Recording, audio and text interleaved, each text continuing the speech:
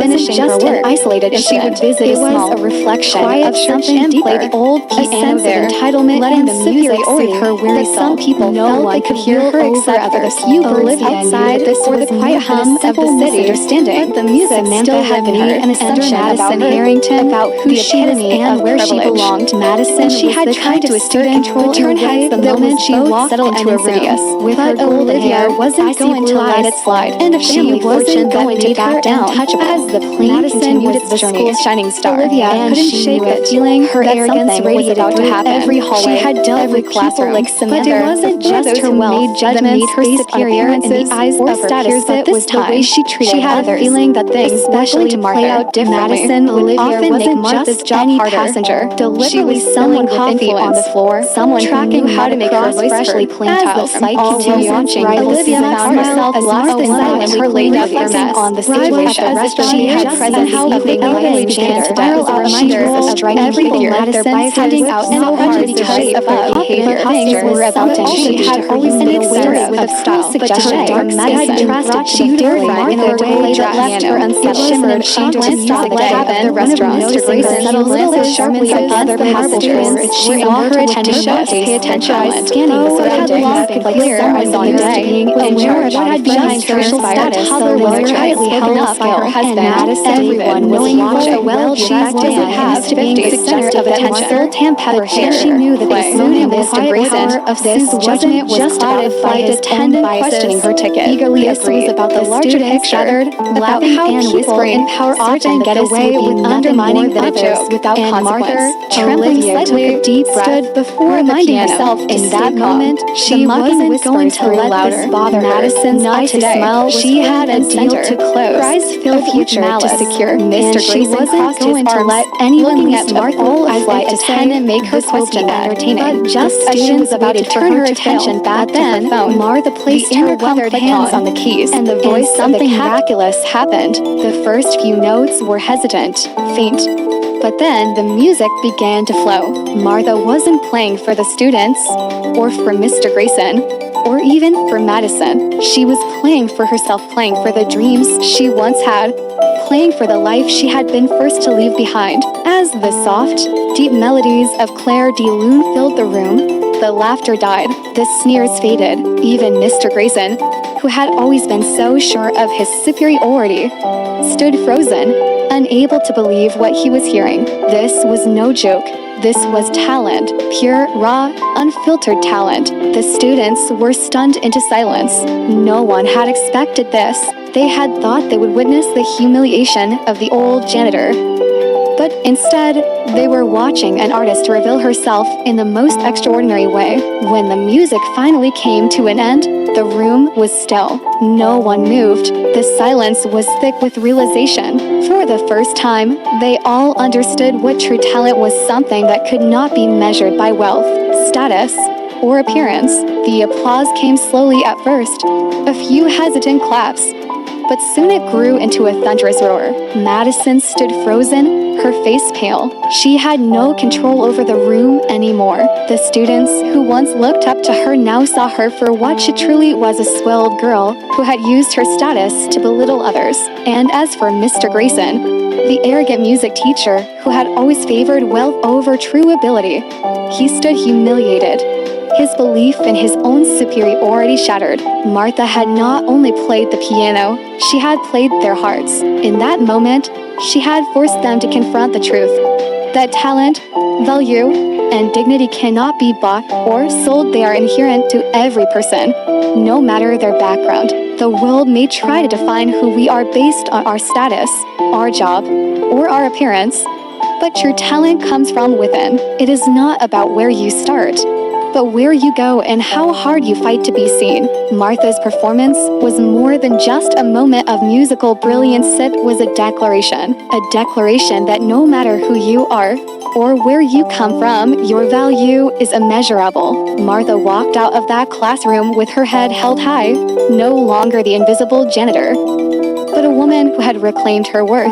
And in that moment, the students of Willow Ridge Academy learned the most important lesson of all, that the true measure of a person is never in their wealth, but in their heart and their talent.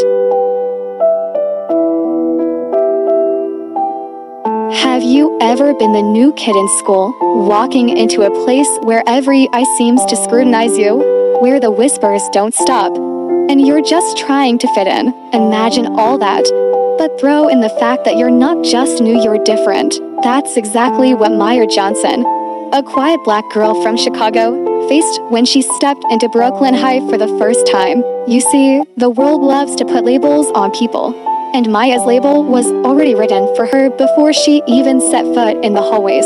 A transfer student, a black girl, out of place. But what her peers didn't know was that the silence she wore wasn't a sign of weakness, but of control. They underestimated her in every way, and that mistake would soon change their lives forever. Maya had been to many schools before. She knew how it felt to be the outsider, and this wasn't her first rodeo. She stepped off the yellow bus with her shoulders squared, but her heart pounded in her chest. She had made a vow this year. She was going to make it through without attracting attention. She didn't need friends or enemies. She just needed to survive this last year before graduation. As she walked through the school's crowded hallways, Maya instinctively avoided eye contact. Her grip on her backpack tightened as she navigated through the sea of students. They whispered, "There is lingering a little too long on her." But she kept her head down. Brooklyn High had its unspoken rules that Maya had learned to live by. Don't stand out, don't react, don't make waves. But not everyone follows the rules. And that's where Maya's story starts to shift. Maya's quiet rival didn't go unnoticed. Among the sea of students, one girl stood out like a crown above the rest. Ashley Mitchell, tall, blonde, and flawless.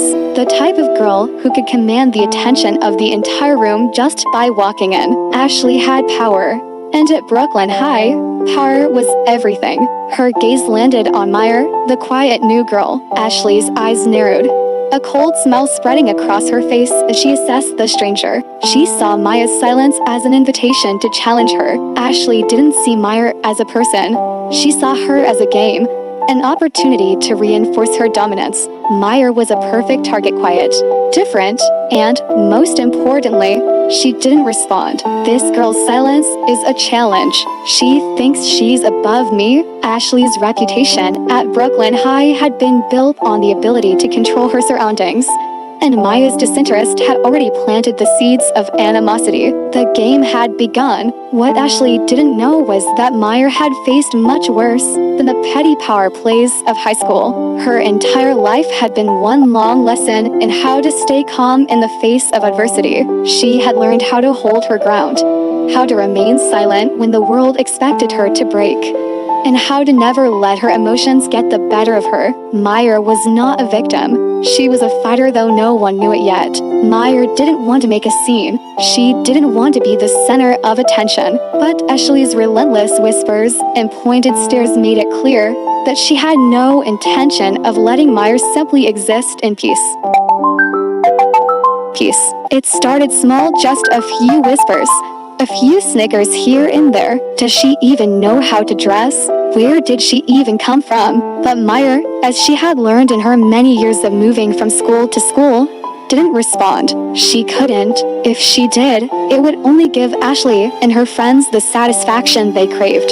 So, she kept her head down, choosing to endure rather than react. But Ashley wasn't satisfied with that. The silence wasn't the reaction she wanted. To Ashley, silence was weak. Silence was an invitation to push further, and push she would. As the day wore on, Maya could feel the weight of the stares, the whispers, the subtle jabs, but she remained still. She remained calm. She had dealt with this before. She would deal with it again. The battle lines are drawn. By the time lunch came round, Maya was beginning to feel the pressure. She sat at a corner table in the cafeteria, as far away from the chaos as she could. She just wanted to eat in peace. But it wasn't going to be that simple. Ashley's eyes locked onto Maya's secluded spot, and with a glance, she signaled to her loyal followers. Brianna and Courtney, her best friends, stood up and made their way over to Maya's table. They weren't just going to make fun of her behind her back anymore. They wanted to break her, humiliate her in front of the entire school. Ashley was ready for her performance. ready to see Maya crack under pressure. But what Ashley didn't anticipate was that Maya wasn't afraid of her. She wasn't afraid of anyone.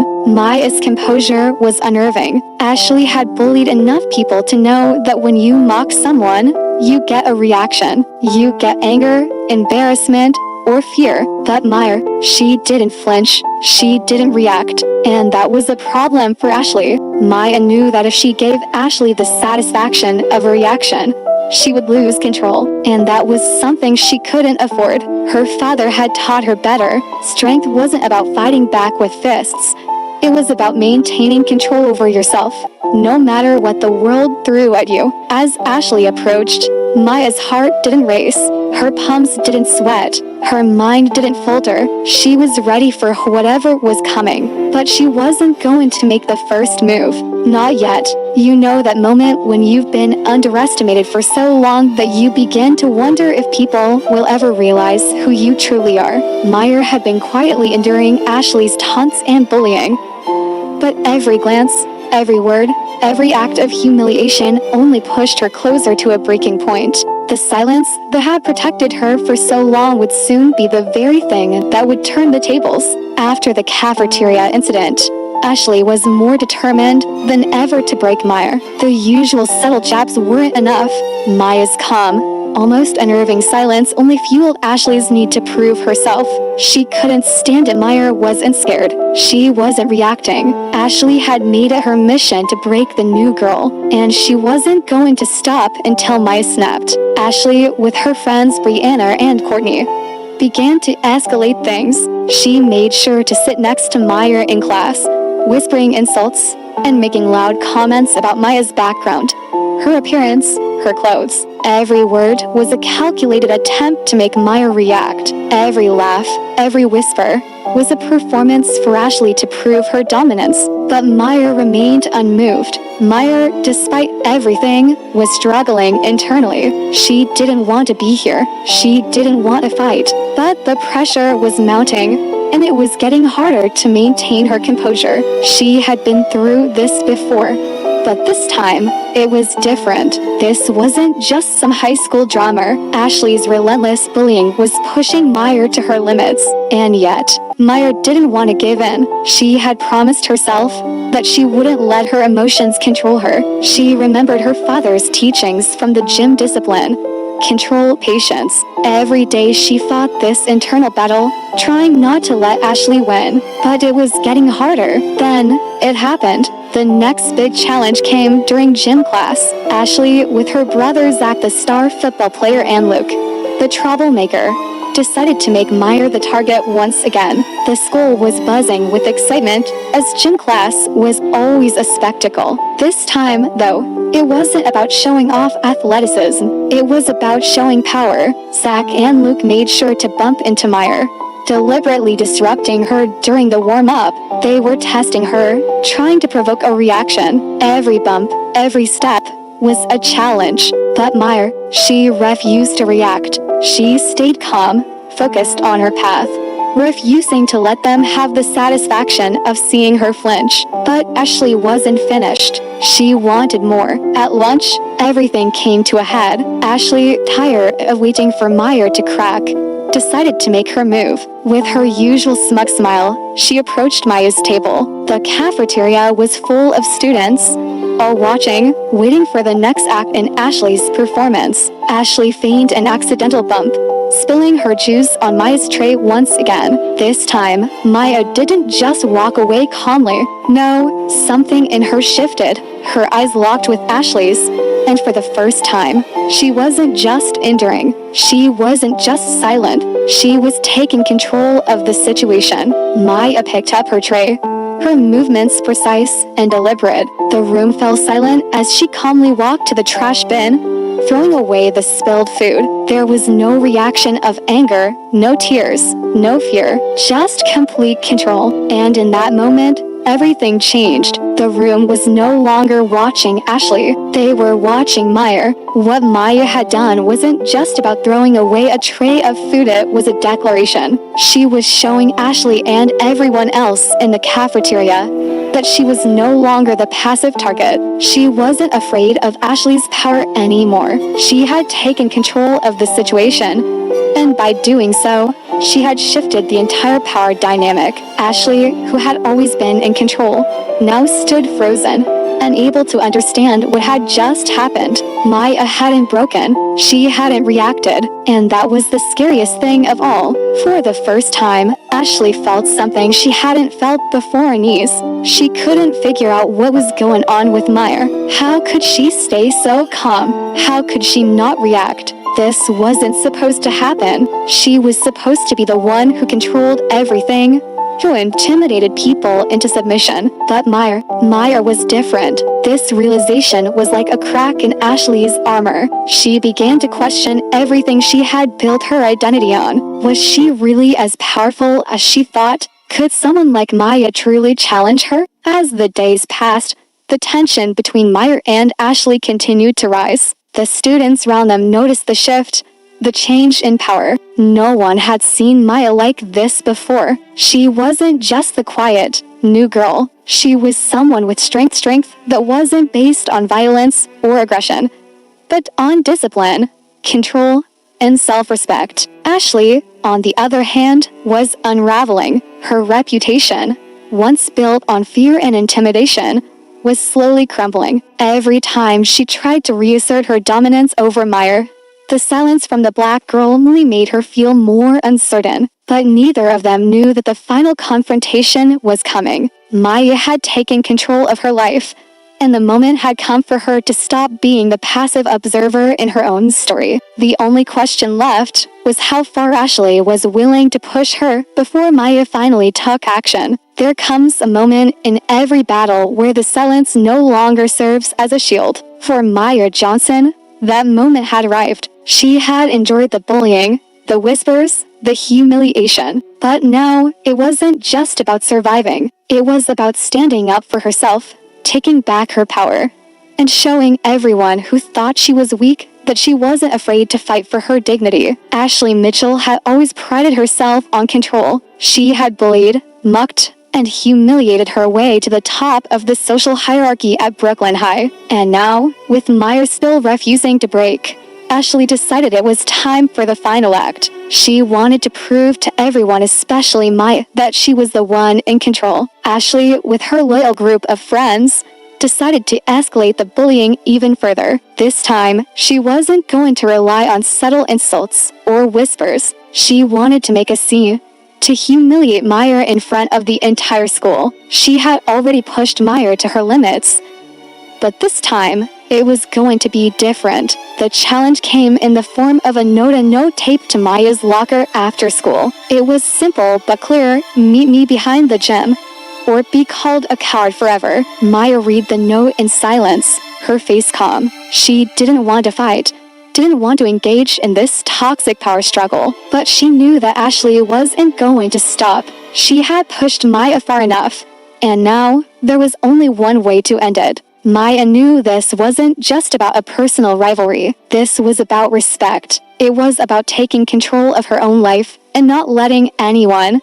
especially someone like Ashley, dictate her worth. Maya had been trained in martial arts by her father since she was young. She knew how to defend herself not out of aggression, but out of necessity. But this wasn't about fighting. This was about standing up for what she believed in. She wasn't going to let Ashley's words and actions make her feel small anymore. As Maya walked toward the gym, the weight of the moment settled in. She didn't know what to expect. Would Ashley bring her friends? Would she try to physically confront her? The thoughts didn't matter. What mattered was that Maya was ready. Behind the gym, the tension was palpable. A small crowd of students had gathered, waiting for the showdown. Ashley stood at the center of the circle, her friends by her side, her eyes fixed on Maya with a smug expression. She had every intention of showing the entire school that she was still the one in control. But as Maya stepped into the circle, her presence was different.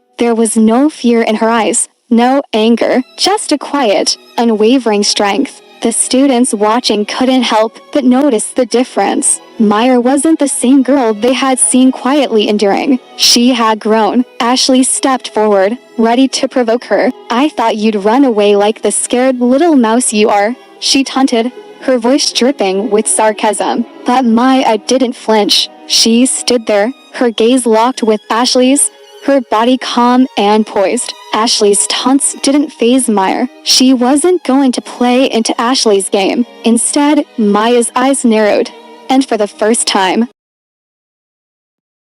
she spoke with a quiet confidence. "You chose this fight," Maya said softly, "and now you'll regret it." With those words, Ashley's smug expression faltered. She didn't know how to react. For the first time, she wasn't in control. Then, the tension broke. Ashley, fueled by pride and anger, rushed at Maya. She made the first move, pushing Maya in an attempt to knock her off balance. But Maya was prepared. In one swift motion, she sidestepped Ashley's attack, using her martial arts training to twist Ashley's arm and send her crushing to the ground. The crowd gasped, unable to comprehend what had just happened. Ashley Mitchell, the queen of Brooklyn High, had been taken down in a single move by the quiet, reserved new girl. But Maya wasn't finished. Luke, one of Ashley's loyal followers, rushed at her next, determined to restore Ashley's honor. But Maya was ready again. She grabbed Luke's arm, twisting it behind his back until he was forced to kneel. Unable to resist, the crowd was silent now, watching as Maya stood over them, calm and composed, her gaze unshaken. She hadn't raised her voice. She hadn't let her anger take over. She had simply taken control of the situation, ended it with precision, and made sure that no one would ever underestimate her again. Ashley, still lying on the ground, looked up at Maya with a mix of disbelief and humiliation. The crowd had seen it all. The girl who had once ruled Brooklyn High, with her cruelty and arrogance, was now nothing more than a defeated mess on the ground. Maya's quiet confidence had completely shattered Ashley's perception of herself. For the first time in her life, Ashley wasn't the one with all the answers. She wasn't the one in control, and that realization left her feeling small, helpless, and alone. As Maya walked away from the gym, the crowd slowly began to disperse. The whispers were no longer about Maya being the target, the new girl who didn't belong. They were about her strength, her resolve, and the message she had sent to everyone. True power doesn't come from dominating others. It comes from controlling yourself. Ashley, meanwhile, stood there, trembling, her friends avoiding her gaze. The power she had once held so firmly was slipping through her fingers, and there was nothing she could do to stop it. The next day at school, everything had changed. Maya was no longer just the quiet girl. She had earned the respect of the students around her, and even those who had once supported Ashley began to look at her with new eyes. Maya wasn't the victim anymore. She was the one in control, and she had shown that sometimes the strongest thing you can do is to stand up for yourself when everyone else expects you to fall. The following day, the atmosphere at Brooklyn High was nothing like it had been before. The whispers in the hallways were no longer about Maya's strange composure or her quiet resistance to Ashley's power. They were now filled with respect, admiration, and even awe. Maya had done what many people couldn't even imagine doing. She had taken back her power without a single word of violence. Just sheer control and willpower. Maya wasn't interested in being the center of attention. She wasn't interested in basking in the glory of her victory over Ashley. But what she couldn't ignore were the looks of admiration that followed her as she walked through the hallways. No longer was she the outsider, the girl who didn't fit in. Now, she was someone different, someone who had earned the respect of her peers, not through intimidation, but through strength of character. The students who had once ignored her now nodded respectfully as she passed by. They had witnessed something truly remarkable the day before, and they knew that Maya had changed the entire dynamic of the school. The power that Ashley had wielded for so long had crumbled, and Maya, in her silence, had taken its place. On the other hand, Ashley Mitchell walked through the school with her head down, Her once powerful position now shattered. No one spoke to her. No one looked at her with fear or admiration anymore. She had been defeated, not by force, but by a quiet and unshakable strength that had dismantled her fragile empire. She could feel the change in the air. The students who used to follow her now whispered behind her back, their conversations laced with pity and disappointment. Brianna and Courtney, her once loyal friends, now avoided her gaze, too afraid to speak up in her defense. Even Zach, the popular football star, stood at a distance, unwilling to offer his support. Ashley was isolated, and the weight of her defeat pressed down on her like a heavy burden. Meyer, however, didn't let any of this go to her head. She knew the danger of letting success or failure define her. She was content to continue on her path, to focus on her goals, and to finish her senior year with the same quiet grace that had gotten her through so many difficult situations. She had proven something far more important than just physical strength. She had shown that true power comes from within. As the days went by, Meyer continued to show the same calm, collected demeanor, and her reputation grew. It wasn't just about the fight behind the gym, it was about the way she carried herself, the way she responded to every situation with the same level-headed strength. Students began to approach her with questions about her martial arts training, asking how she remained so calm under pressure. They saw in her something they hadn't seen before, the ability to stand firm without ever needing to raise a fist.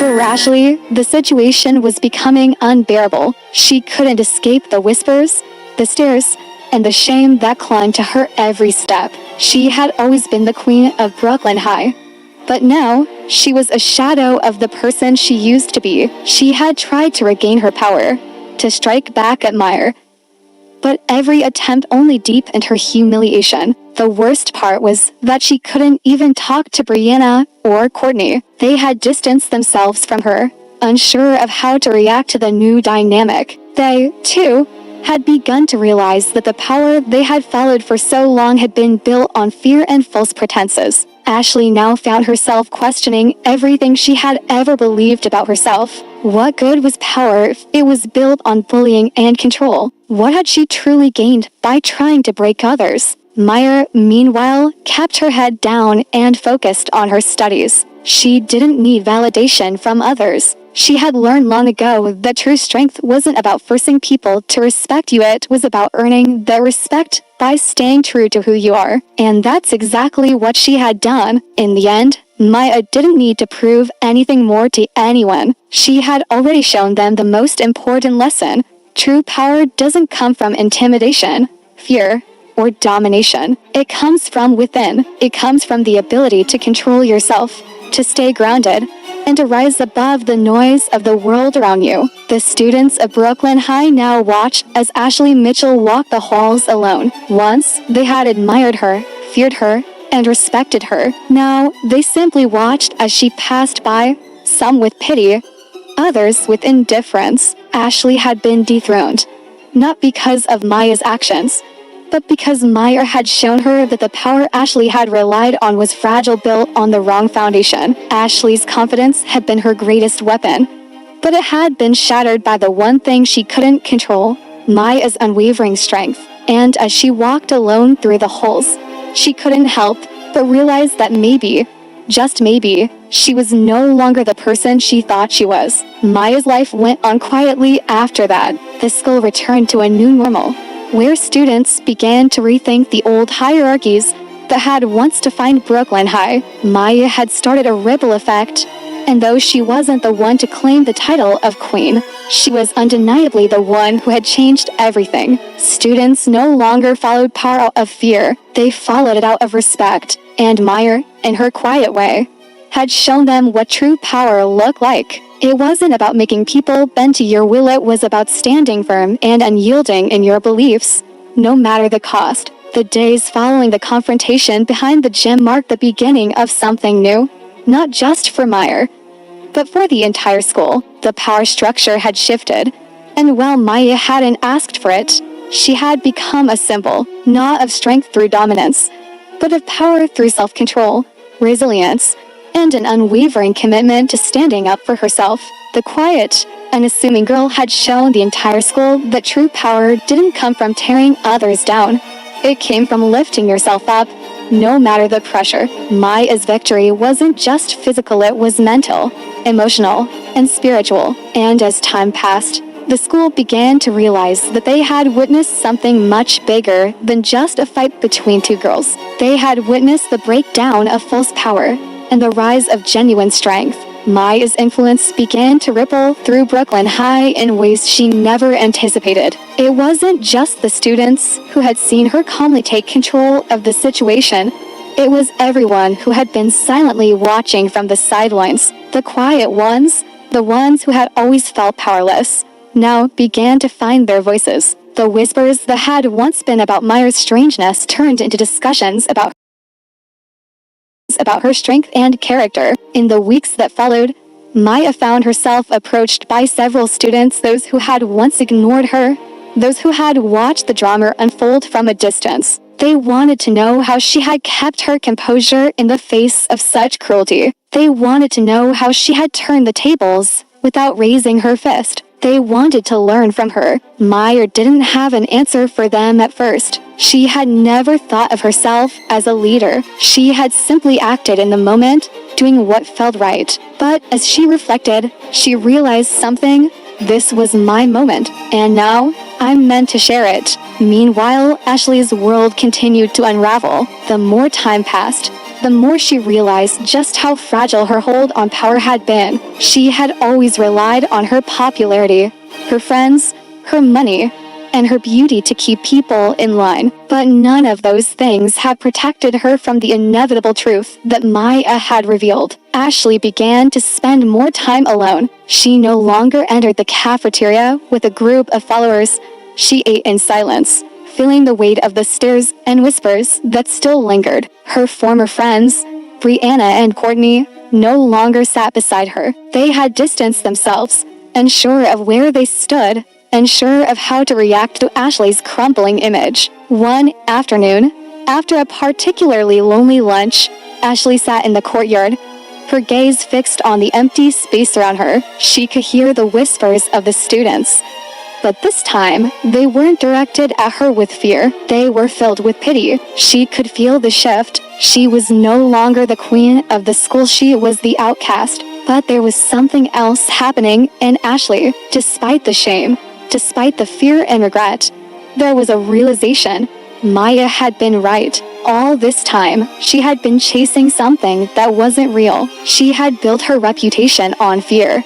And fear only lasts as long as the person wielding it. But Maya, with her calm strength, had shown Ashley that true power isn't about being feared. It's about being respected, being true to yourself, and standing firm in your values. That realization wasn't easy to accept, but it was the first step toward change. Ashley knew she couldn't just go back to her old ways. She couldn't continue trying to dominate others in the same way she had before. She had to rebuild.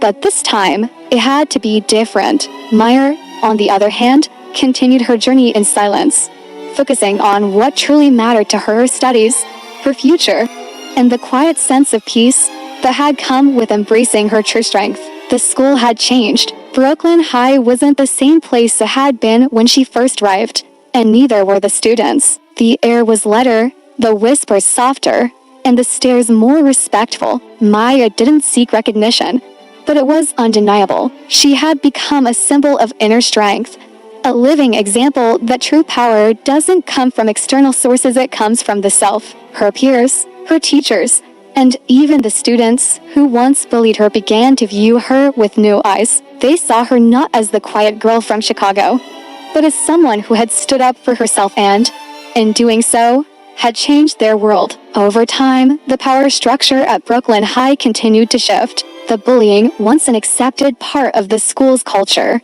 began to diminish. Students who had been bullied found their voices, while others who had been too afraid to speak out began to support their peers. The focus shifted from tearing people down to building them up. Maya's story became a lesson for everyone, students and teachers alike, that real strength comes from within. It's not about making others feel small to feel big. It's about lifting others up while lifting yourself. And that lesson, though simple, was one that would resonate in the halls of Brooklyn High for years to come. By the end of the year, Ashley had changed. It wasn't an overnight transformation, but she had started to reflect on her actions and the impact they had on others. She began to approach people differently, less with the arrogance she once held, and more with humility. She no longer tried to maintain control over her peers. Instead, she focused on rebuilding genuine relationships. She wasn't the same Ashley Mitchell who had ruled Brooklyn High with fear and power, but in that change, she had found something she never thought she would: peace. Maya's legacy wasn't about being the strongest person in the room. It was about being the most authentic, the most true to herself. She didn't need to prove anything to anyone. She had already shown that the greatest power comes from self-control, resilience, and the ability to remain calm in the face of adversity. And as she walked across the graduation stage, surrounded by a new generation of students who had learned from her example, Maya knew one thing for sure: Brooklyn High had changed, and so had she.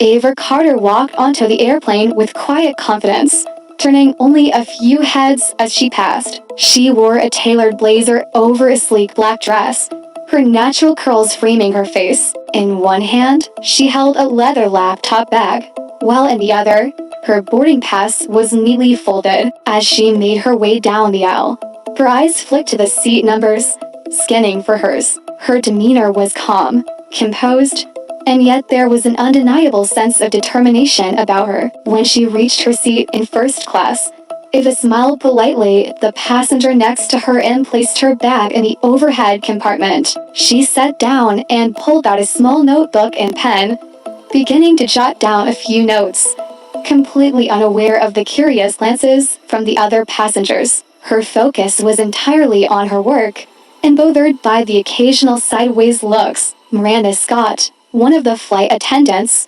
moved briskly through the cabin, checking in with passengers. She wore her crisp uniform with a sharp gaze that seemed to take in everything. When her eyes landed on Ava, she paused. There was something about the woman that seemed out of place, but Miranda couldn't quite put her finger on it. She frowned, trying to reconcile the woman's presence in first class. She quickly approached Ava's seat. "Excuse me," Miranda said, her tone polite but carrying an edge. "Can I see your boarding pass, please?" Ava looked up, surprised but not rattled. "Of course," she replied, handing over the boarding pass with a small smile. Miranda scanned the ticket and frowned slightly. "This is for first class?" she asked, her tone now more uncertain. "Yes, it is," Ava answered simply, her voice steady. Miranda's frown deepened, as if trying to reconcile what she saw with what she thought she knew. After a moment's hesitation, she handed the boarding pass back, her lips pressed into a tight line. She walked away without saying another word, but Ava's calm demeanor seemed to leave an impression on her, one that Miranda couldn't shake. Something felt off, though Miranda couldn't pinpoint what it was. As Miranda walked away, Ava returned to her notes, the rest of the cabin buzzing with quiet activity. She had already brushed off the brief interaction. Her calm exterior remained unbroken, and she didn't notice Miranda speaking quietly with another flight attendant nearby,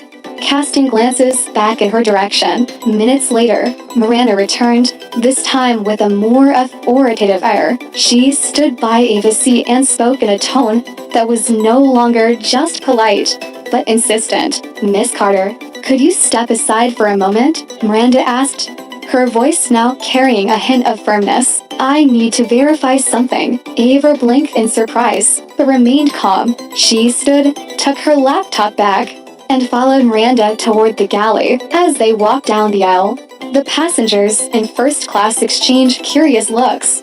some whispering under their breath.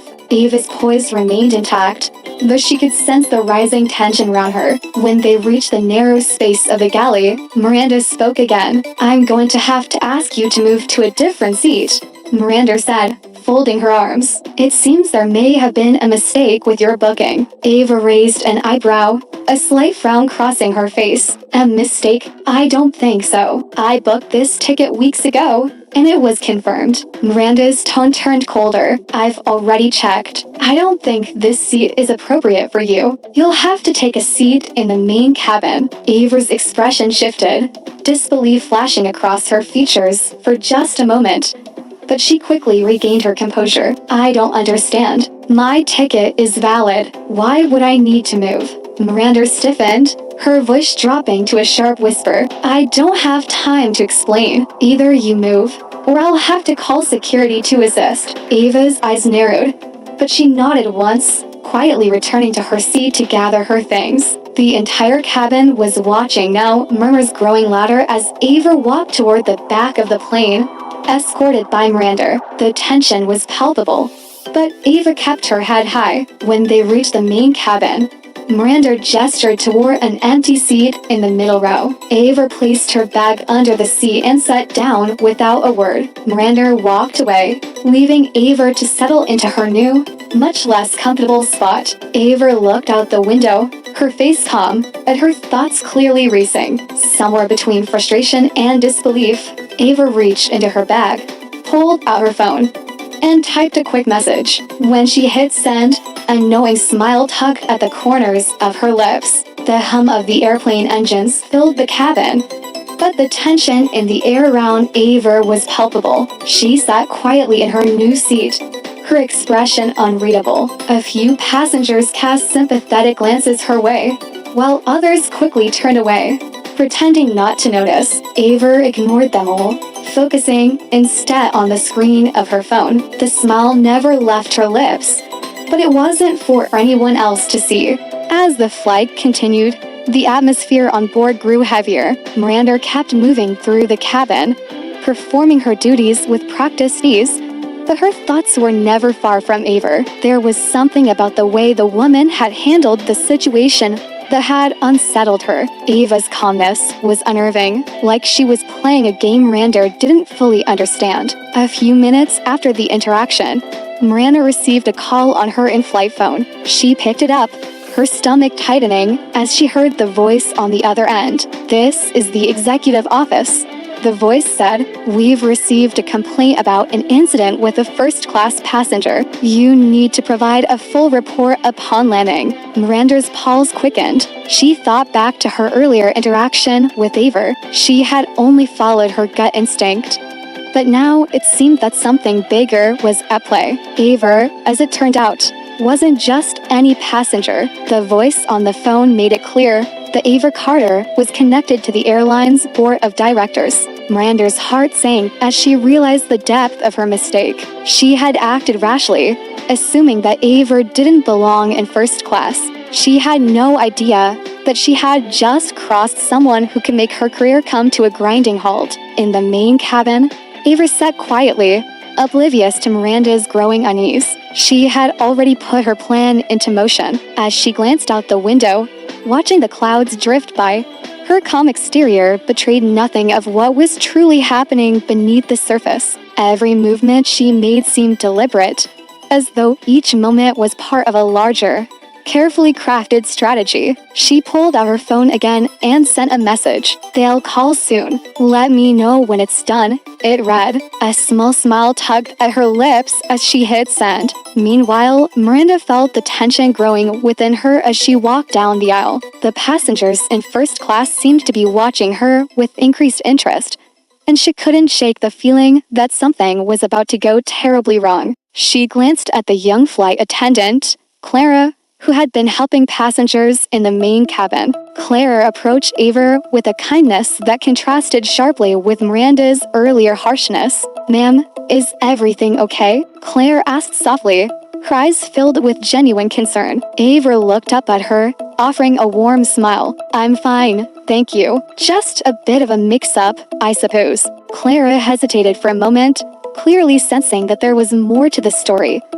But Ava's composed demeanor discouraged further questions. She placed a glass of water on Ava's tray and stepped away. Miranda watched from a distance, her discomfort deepening. Ava's calm interactions with Claire only served to highlight her own growing anxiety. What had started as a simple mistake now felt like a much bigger issue, one that she couldn't easily fix. As the flight continued, Miranda tried to shake off the creeping dread that lingered in her chest. She kept moving through the cabin, serving drinks and checking on passengers.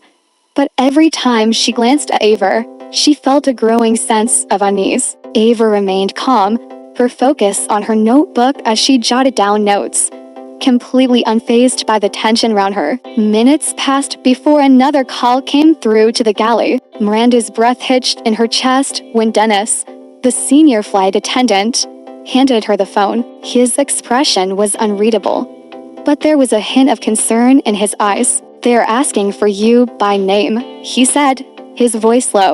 Miranda's hands trembled slightly as she took the phone. "This is Miranda," she said, trying to keep her voice steady. "Miranda, this is the captain," a calm voice responded.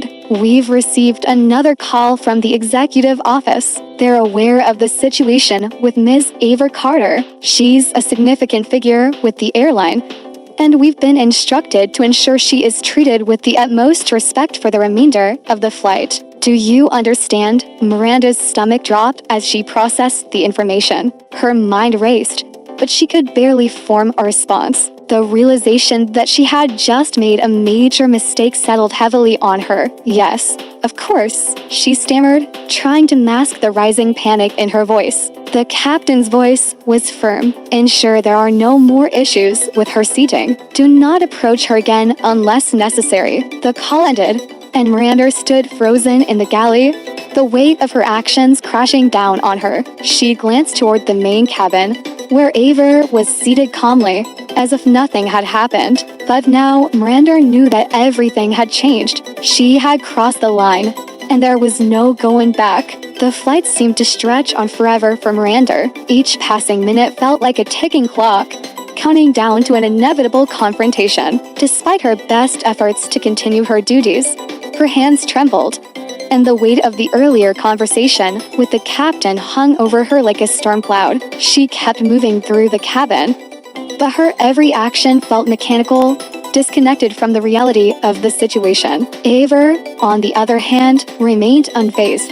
She continued to sit calmly, occasionally glancing out the window, her notebook closed on her lap. The atmosphere around her was still charged with the tension of the earlier events. But Ava's poise never faltered. To the untrained eye, she was just another first-class passenger, lost in her own world. But those who watched closely could feel the subtle power she exuded, as if she were quietly orchestrating something far beyond what anyone else on the plane could see. The hours passed, and soon, the captain's voice crackled over the intercom.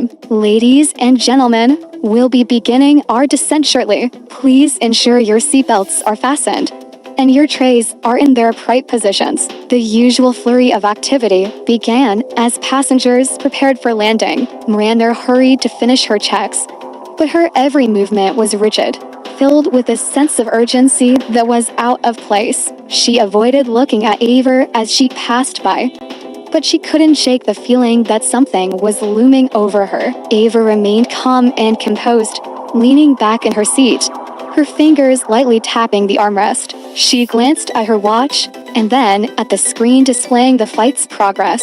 She'd been waiting for this moment. The end of the flight wasn't just a physical destination, it was the point at which her plan would come to fruition. As the plane began its descent, Miranda made her way to the galley once again, her thoughts a whirlwind of anxiety. Dennis, who had been keeping an eye on her, noticed her nervous demeanor and approached cautiously. "You okay?" he asked, his voice low and concerned.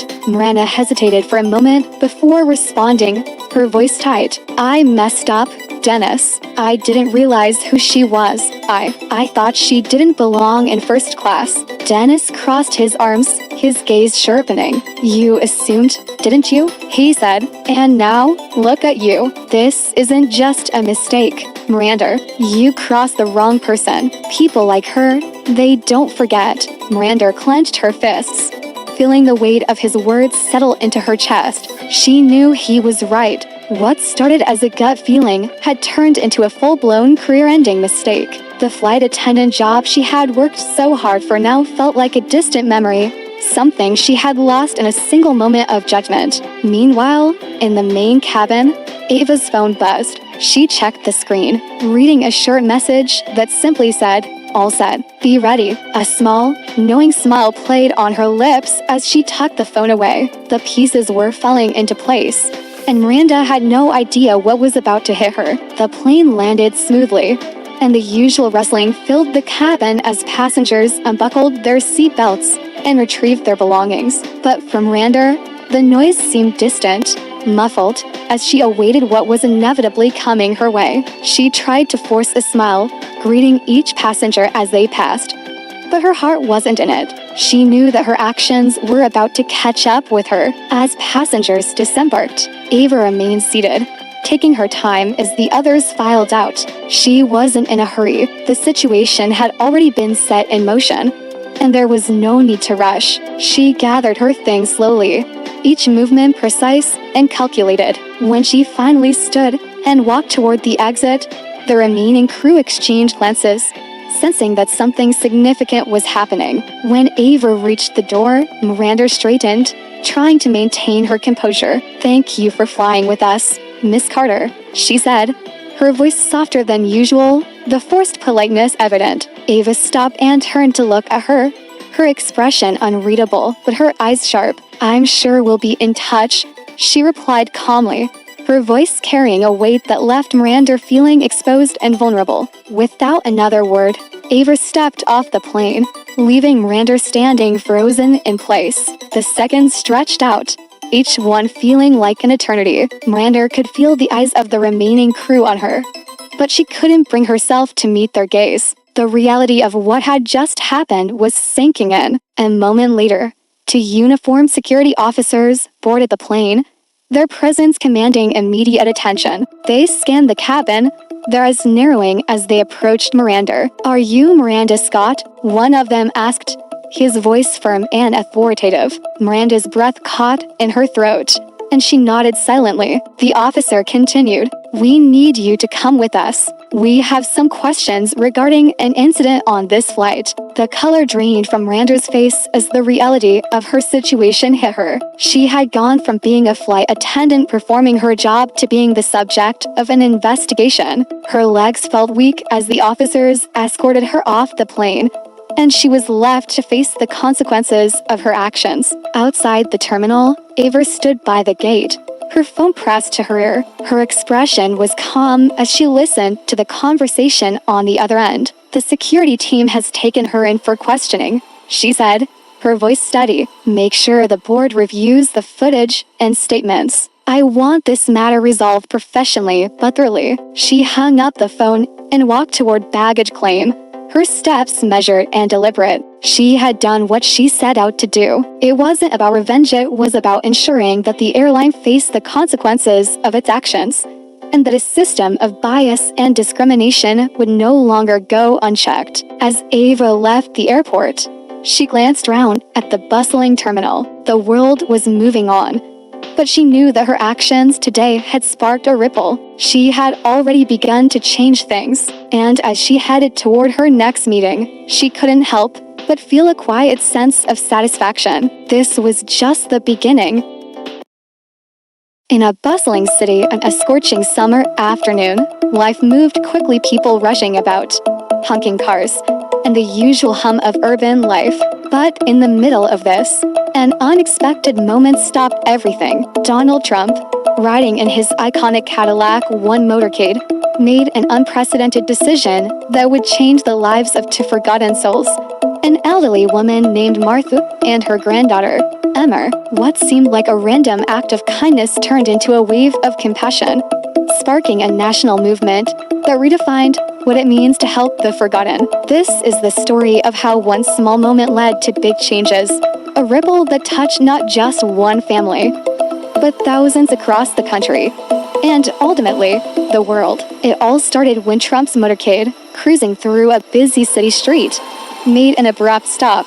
His attention was caught by Martha, a frail elderly woman holding a sign that read, "Please help me. My granddaughter needs a miracle." The signs of desperation were clear, but so was her determination. The crowd passed by without a second glance.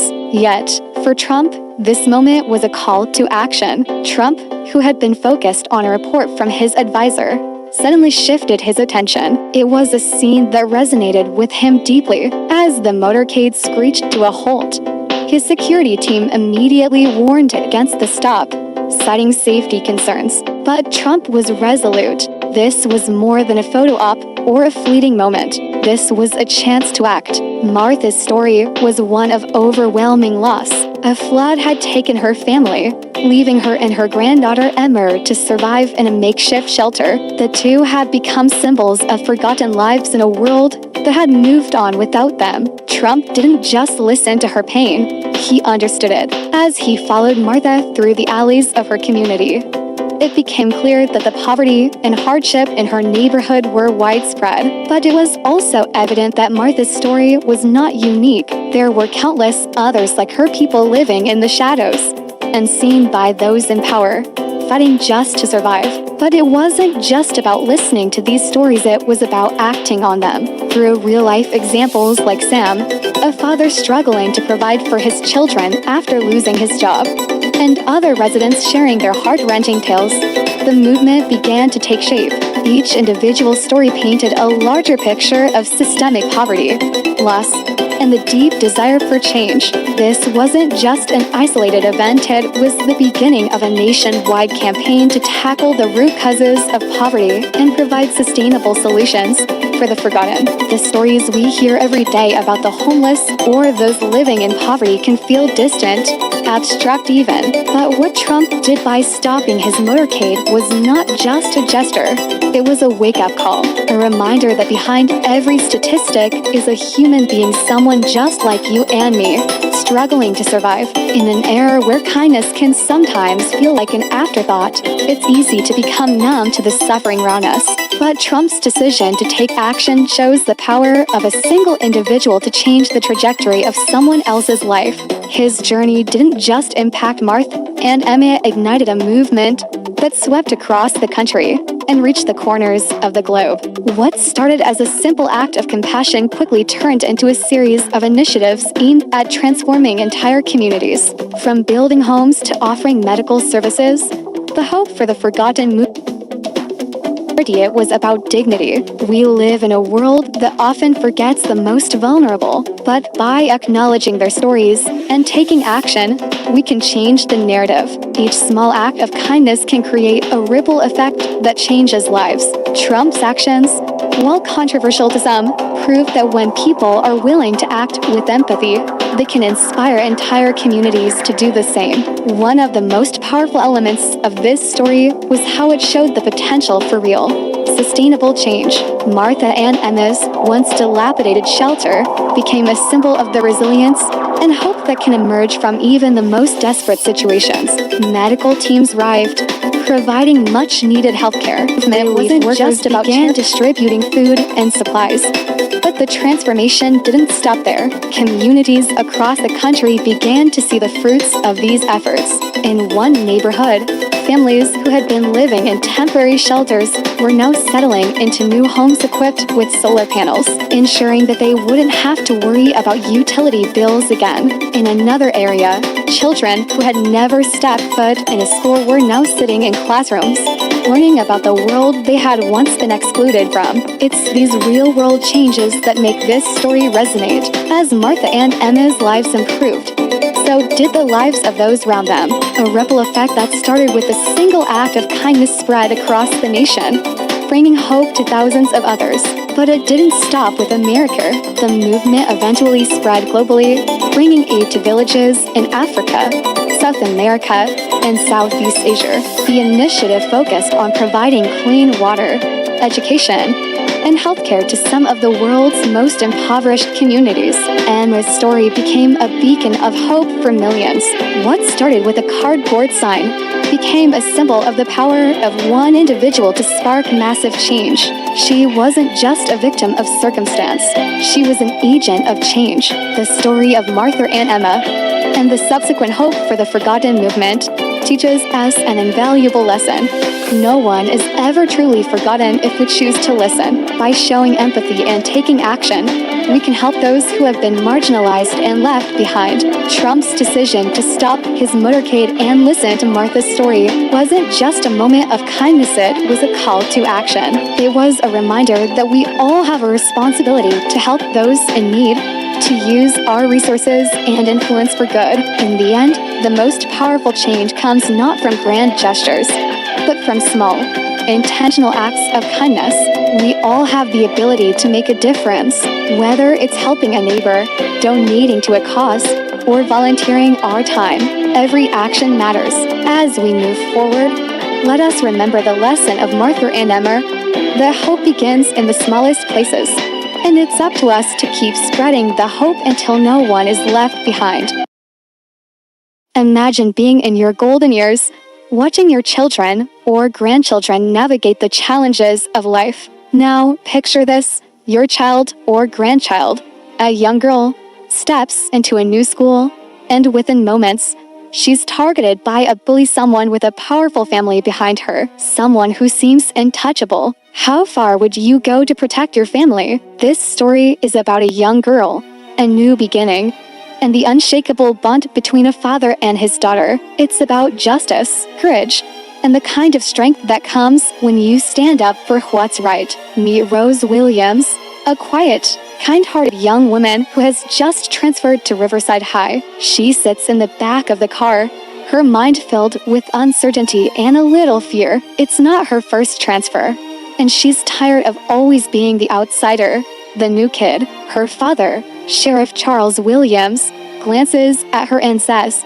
"Don't worry, kiddo. This time will be different." Rose forces a smile, trying to be strong for him. She knows she can't keep transferring forever. The car pulls up to the school gates, and Rose sees the large brick building towering in front of her. Students chatter in the courtyard, and she can't help but feel the weight of all the unspoken rules: who fits in and who doesn't. As she steps out of the car, she adjusts her backpack, her nerves flaring up. A group of girls standing near the entrance glances at her with sneers. Rose lowers her head and walks quickly through the gate, her heart racing. Inside the school, Rose feels more like an invisible ghost. She can feel the stares of the other students.